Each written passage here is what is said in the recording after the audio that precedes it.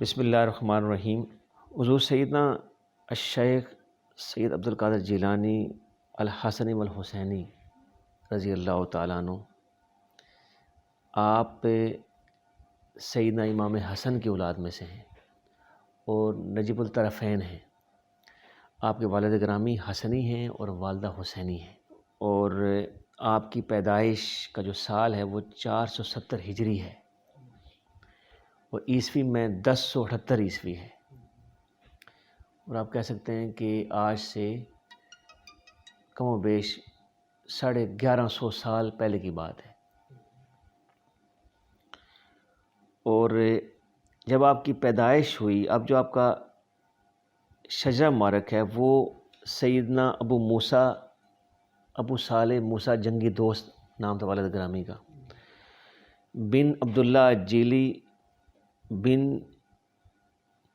سید یحییٰ سید محمد مورس بن سید داؤد بن سید موسیٰ ثانی بن سید موسیٰ الجون بن سید عبداللہ الثانی بن سید عبداللہ المہد بن سید حسن المثنیٰ بن سید امام حسن بن سیدنا مولا علی شیر خدا۔ یہ شجرہ مبارک ہے۔ آپ کی جب پیدائش مبارک ہوئی تو یہ بغداد میں بہت مشہور واقعہ ہے بغداد کا، کہ آپ مادر ذات ولی ہیں، پیدائشی ولی، اور آپ کے بارے میں مشہور تھا چونکہ جو آپ کی پیدائش ہوئی ہے یہ بیسیکلی ایران کا ایک صوبہ ہے کرمانشاہ یا کرمانشاہ کے نام سے، اس کا مغربی جو ہے نا گیلان جو ایریا ہے، یہ پہاڑی ایریا ہے، اس کے بارے میں ہے، وہ گیلان کا مغربی ایریا جہاں آپ کی پیدائش ہوئی ہے، اسی لیے آپ کو لکھتے ہیں گیلانی۔ جیل بھی کہتے ہیں عربی میں، جیل جیلانی، گیل گیلانی، اس طرح بھی آتا ہے۔ وہاں آپ کی پیدائش ہوئی، اور وہاں پر یہ بات مشہور تھی کہ آپ رمضان میں آپ کی پیدائش ہے، رمضان کے مبارک مہینے میں آپ کی پیدائش ہے، اور رمضان کے مہینے میں پیدائش کے ساتھ ہی آپ فجر سے لے کے غروب آفتاب تک دودھ نہیں پیتے تھے، اس حال سے آپ روزے کی حالت میں۔ یہ مشہور تھا واقعہ گیلان میں۔ ایک دفعہ آپ سے پوچھا گیا کہ آپ کو اپنی ولایت کا کب علم ہوا تھا؟ حضور غوث پاک سے پوچھا گیا، جب آپ سے ایک وقت میں پوچھا گیا تو آپ نے فرمایا کہ میں 10 سال کی عمر میں تھا، 10 سال کی، تو اس عمر میں جب میں مدرسہ جایا کرتا تھا تو غیب سے آواز آیا کرتی تھی کہ افسحوا لولی اللہ، اللہ کے ولی کے لیے جگہ کشادہ کر دو۔ 10 سال کی عمر تھی اور غیب سے آواز آیا کرتی تھی۔ تو المختصر یہ ہے کہ آپ نے اپنی زندگی کے ہوش سنبھالنے کے بعد آپ نے اپنی عمر کے 25 سال تک حصول علم پہ لگائے، اور بچپن میں والدہ صاحبہ نے آپ کو روانہ کر دیا تھا بغداد پڑھنے کے لیے۔ 25 سال کی عمر تک آپ حصول علم پہ لگے رہے، علوم فنون سارے حاصل کیے، اور 25 سال کی عمر سے لے کے 50 سال، پھر 25 سال اور لگائے، وہ سارے لگائے ریاضات پہ، مجاہدات پہ، سلوک کی راہ میں، اللہ کی تلاش میں، جنگلوں میں، ویرانوں میں، کرہ کے میدانوں میں آپ نے ٹائم گزارا، اور اس قدر آپ نے وہ ٹائم سخت گزارا مجاہدات میں، اس قدر نحیف ہو گئے تھے کہ بعض اوقات کتب میں آتا ہے کہ آپ اس قدر نڈال ہو کے گر پڑتے تھے، فاقوں میں، روزوں میں، اللہ کی یاد میں، اس کی مستی میں، اس کے جنوں میں، کہ بعض اوقات قافلے والے آتے اور وہ سمجھتے کہ شاید یہ کوئی میت پڑی ہوئی ہے، وہ سارا کچھ کر کے دفنانے لگتے تو وہ کھڑے ہوتے کہ نہیں میں زندہ ہوں۔ یہ ایسے بھی واقعات سننے میں آتے۔ تو بہت آپ نے وہ ٹائم لگایا مجاہدات میں، تو 50 سال کی عمر تک آپ نے حصول علم اور رائے سلوک میں گزارے۔ ابھی آغاز نہیں کیا تھا درس و تدریس کا، آغاز نہیں کیا آپ نے آگے دعوت کا، تبلیغ کا، ارشاد کا، تربیت کا، پہلے خود 50 سال لگائے زندگی کے حضور غوث پاک نے، اور 50 سال لگائے. اور جب ایک ان کا بڑا معروف قول ہے حضور غوث پاک کا، فرمایا کہ درست العلم حتی صرت قطبا، میں علم حاصل کرتا گیا یہاں تک قطب بن گیا.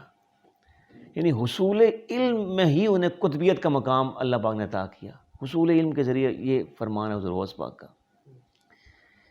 تو یہ حضور غوث پاک کا مختصر جو 50 سال میں نے ذکر کیے ہیں کہ اس پہ آپ نے گزارے. پھر جب آپ کو اذن ہوا اور آپ کو حکم ہوا آقا علیہ السلام کی بارگاہ سے کہ اب آپ آغاز کریں دعوت کا، تبلیغ کا، ارشاد کا، تو جب آپ بغداد کے مسند پر تشریف فرما ہوئے تو آگے سارے بڑے بڑے عرب فصحاء تھے، عرب لغت والے تھے. آپ خود چونکہ ایرانی تھے، اجمی تھے پیدائشی، اصول علم تو عربی میں سارا کیا، لیکن آپ نے عرض کی حضور کی بارگاہ میں کہ یہ سارے عرب فصحاء ہیں، تو میں تو اس طرح عربی کا میرا وہ فیلڈ نہیں ہے، یعنی یہ بڑے بڑے بیٹھے ہوئے ہیں.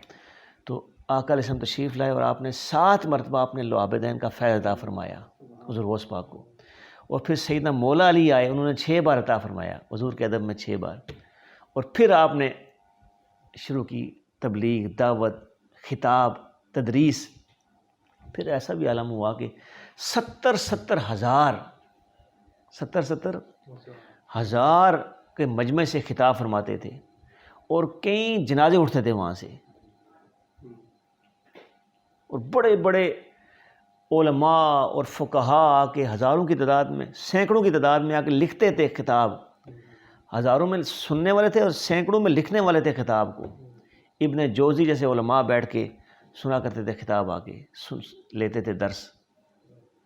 اور پھر وہ معروف آپ کا اعلان جو اللہ پاک کا اذن ہوا، جو اولیاء میں آپ کو مقام ملا، وہ شعر ہے نا، غوث اعظم درمیان اولیاء چوں محمد درمیان انبیاء.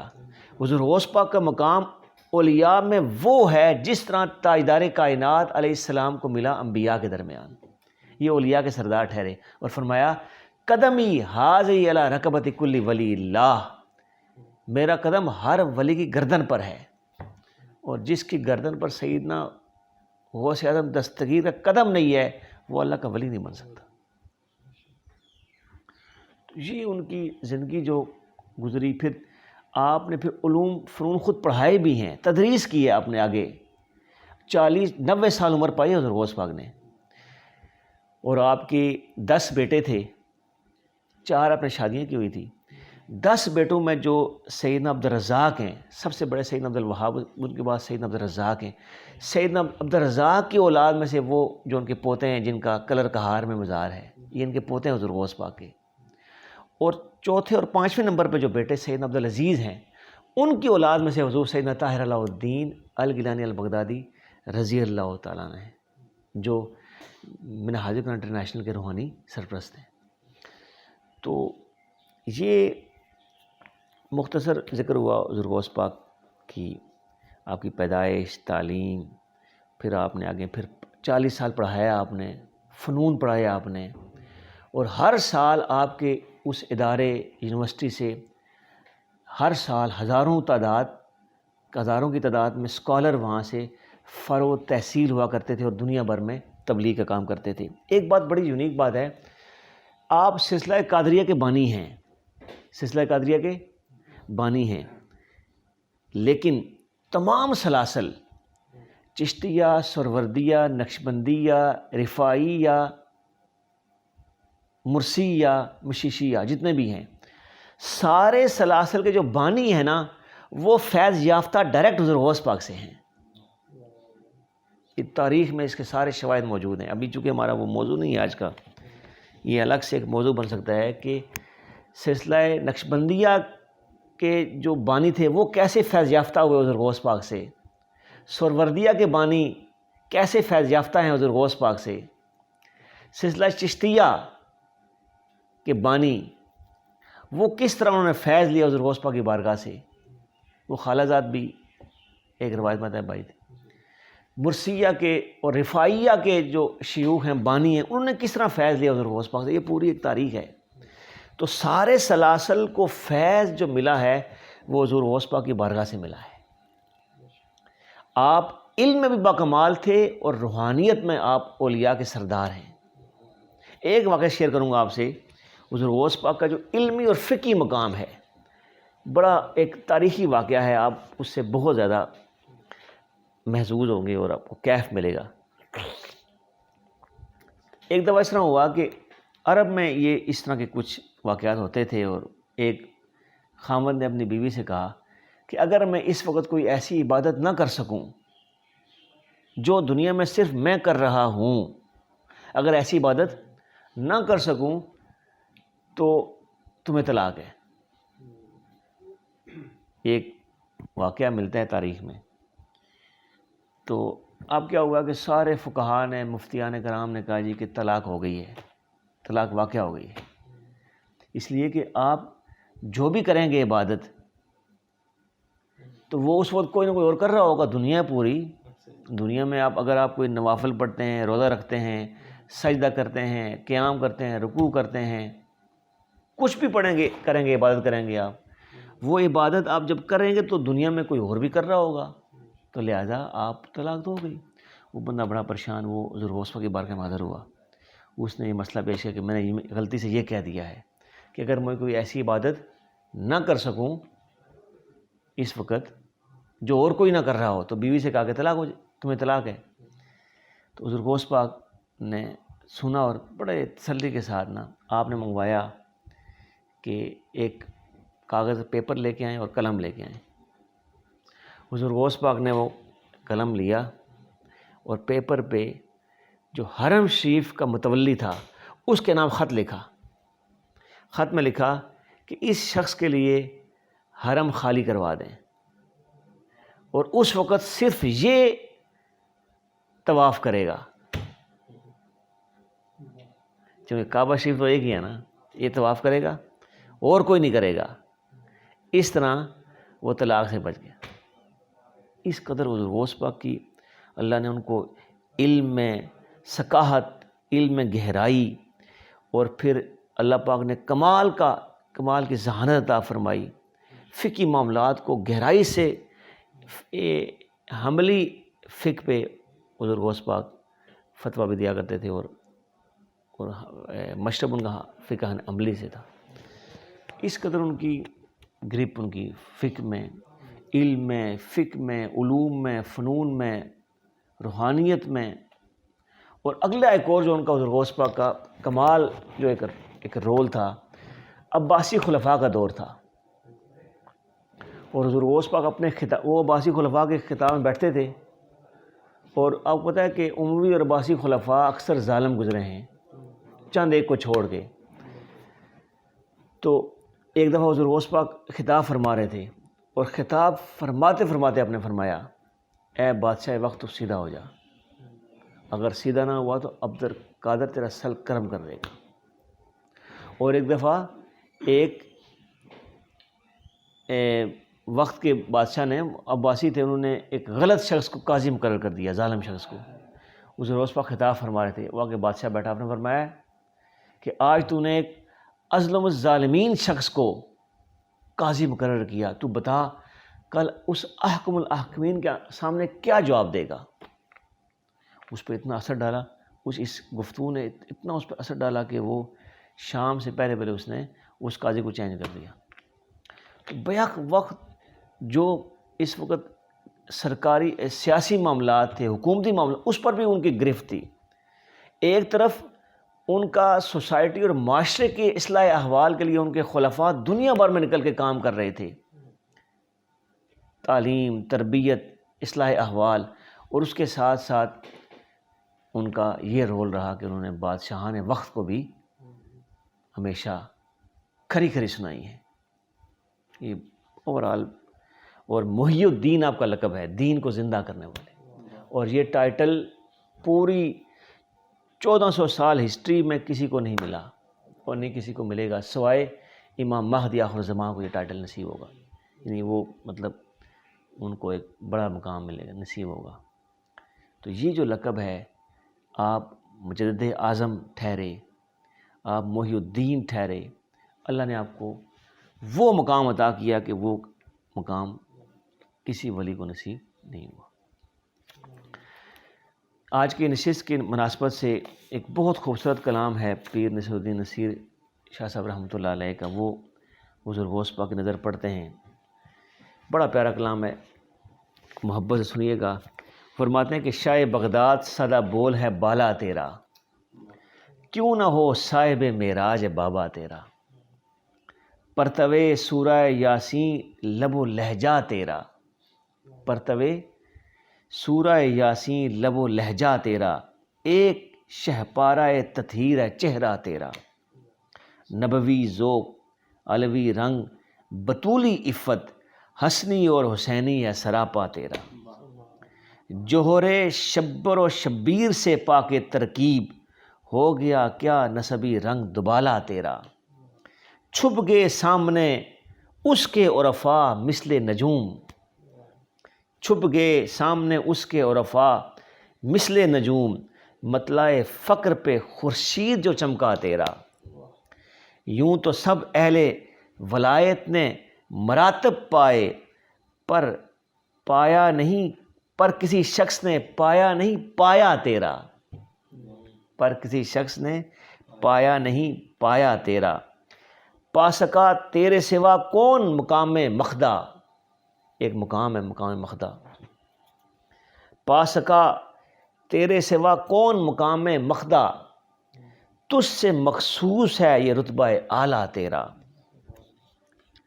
کر گیا ماند ولایت کے درخشاں سب چاند، لاڈلا یہ پسر زہرا تیرا، عہد تک تیرے نہیں تیرا تصرف محدود، حضور غوث پاک صرف آپ کے عہد تک آپ کا تصرف نہیں ہے، صرف آپ کے زمانے تک نہیں ہے، عہد تک تیرے نہیں تیرا تصرف محدود، سچ تو یہ ہے کہ ہر ایک عہد ہے شاہ تیرا، کثر افضال کے ابواب ہوئے وہ تجھ پر، نافذ و رائج و دارین ہے سکہ تیرا، کون سے سلسلے کو تو نے معطر نہ کیا، جو میں ذکر کر رہا تھا نا تمام سلاسل کو فیض ملا حضور غوث پاک سے ملا، کون سے سلسلے کو تو نے معطر نہ کیا، کون سے گل قدم میں روپ نہ چھلکا تیرا، قربت ذات میں ہے تیرا قیام اور سجود، قربت ذات میں ہے تیرا قیام اور سجود، عرش کی پاک فضائیں ہیں مسلح تیرا، ذہن تیراں پہ اترتی ہے ستاروں کی بارات، ذہن تیراں کہتے ہیں تاریک ذہن کو، ذہن تیراں پہ اترتی ہے ستاروں کی بارات، کبھی لاتا ہوں تصور میں مکھڑا تیرا، رنگ والوں کے بھی رنگ اڑ گئے تیرے آگے، ذات بے رنگ نے وہ رنگ جمایا تیرا، تو ولایت کا وہ دلہا ہے کہ با عز و نیاز، تو ولایت کا وہ دلہا ہے کہ با عز و نیاز، اولیاء پڑھتے ہیں ہر دور میں صحرا تیرا، اصفیاء ہیں تیری غوثیت کبریٰ کے مقر، ہم آفتاب جہاں دیتے ہیں پہرا تیرا، حسن میں علم و جلالت میں مسیحائی میں، واہ واہ واہ، حسن میں علم و جلالت میں مسیحائی میں کوئی ثانی نہیں اے دل بر زہرا تیرا، جان و دل وارتی اے یوسف یعقوب عرب، دیکھ پاتی جو زلیخا رخ زیبا تیرا، دیکھ کر سید لولاک کا انداز جمال، حضور غوث پاک کا جمال تاجدار کائنات کے جمال کا فیض تھا، ایک عکس تھا، ان کو دیکھنے والے اس آقا علیہ السلام کے فیض سے منور ہوتے، آنکھیں ان کی ٹھنڈی ہوتی، اس پر شاعر کہتا ہے دیکھ کر سید لولاک کا انداز جمال، انبیاء چوم نہ لیں حشر میں ماتھا تیرا، انبیاء یہ نہ سمجھ لیں کہ حضور آ گئے ہیں، انبیاء چوم نہ لیں حشر میں ماتھا تیرا، جنبش لب سے ہے ابواب اجابت کی کشاد، رد نہیں کرتی مشیت بھی تقاضا تیرا، ہائے ہائے اس نے مخمور کیے بادہ کشان وحدت، کاسائے وصل سے ایک گھونٹ جو چھلکا تیرا،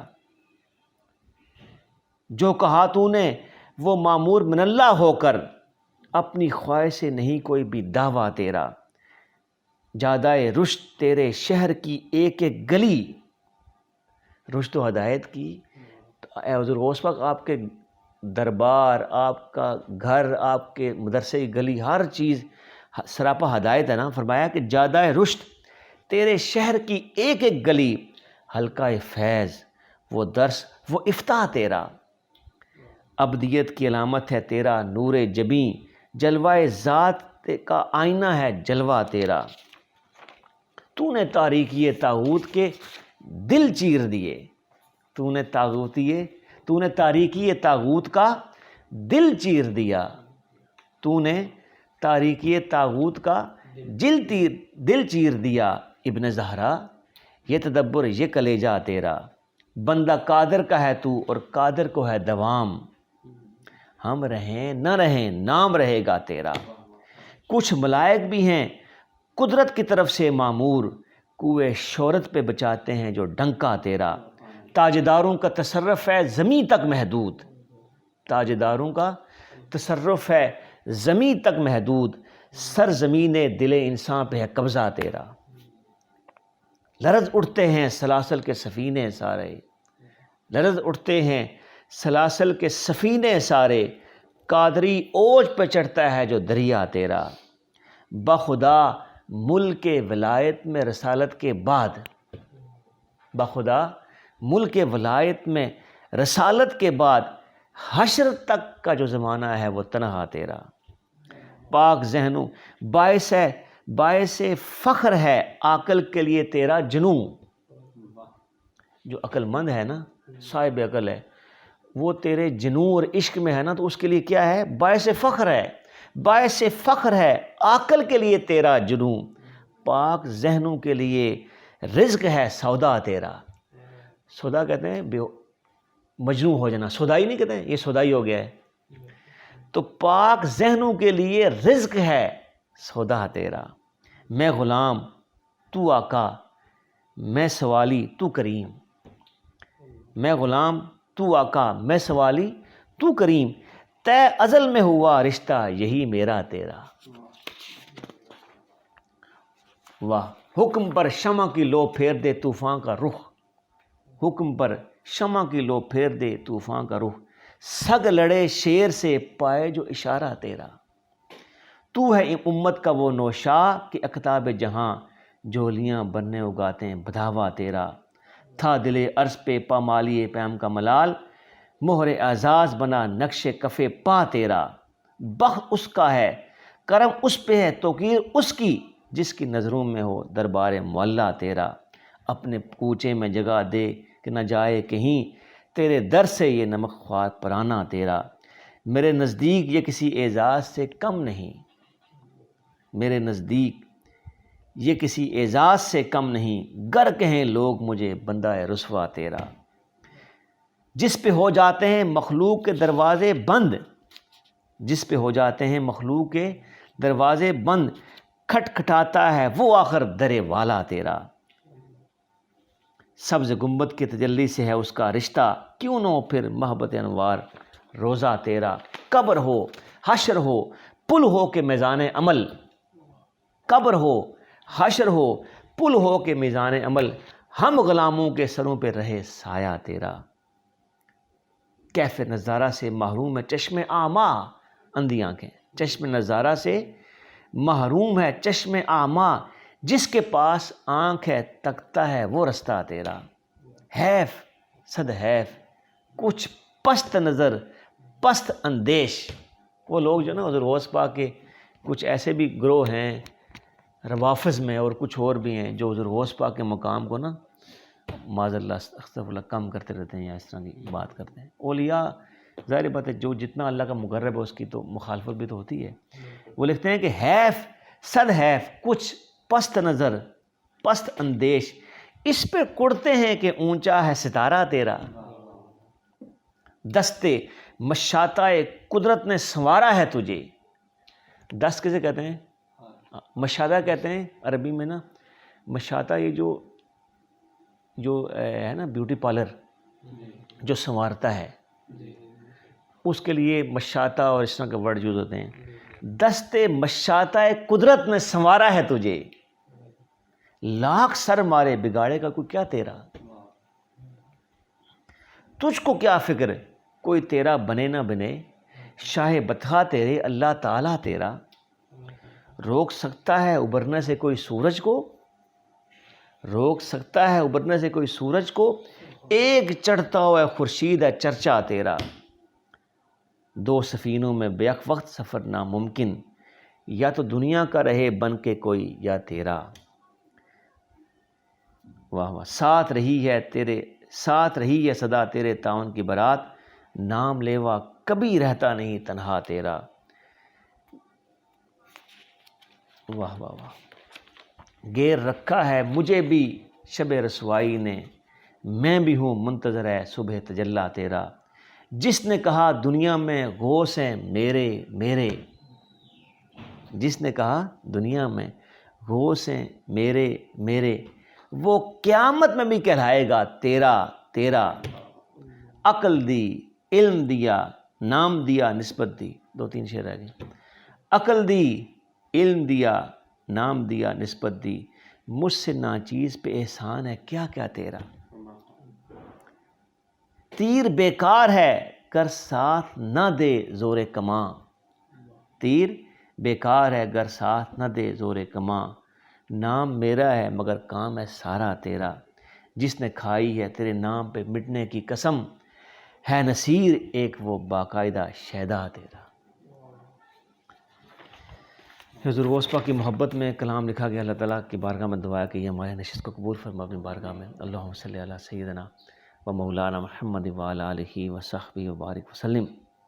یا میرے اللہ، آج اس مبارک دن کے موقع پہ یا اللہ، جو ہم نے جو درود پاک کا تحفہ ہے اور جو ہم نے ذکر کیا، یا میرے اللہ اپنی بارگاہ میں قبول فرماتے ہوئے یا اللہ اس کا ثواب حضور غوث پاک کی بارگاہ میں پہنچا میرے اللہ، ان کے فیض کو قیامت تک جاری ساری فرما، ہمیں ان کی نسبت سے جوڑے رکھ میرے اللہ، ہماری اولادوں کو ہم سب کو یا اللہ اسی حال میں موت عطا فرمانا میرے اللہ۔